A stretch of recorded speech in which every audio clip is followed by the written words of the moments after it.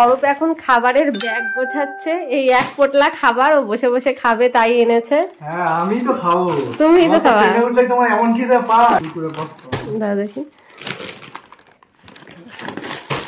Cream bread আছে ওটা।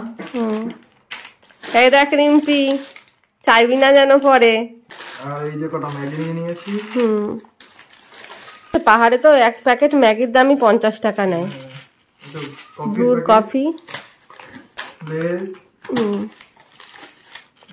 Coffee, সুপের packet. ও আচ্ছা আচ্ছা, এগুলো সুপের। কি এটা হচ্ছে একটা কিষান কেচাপ, এই ম্যাগি এটা।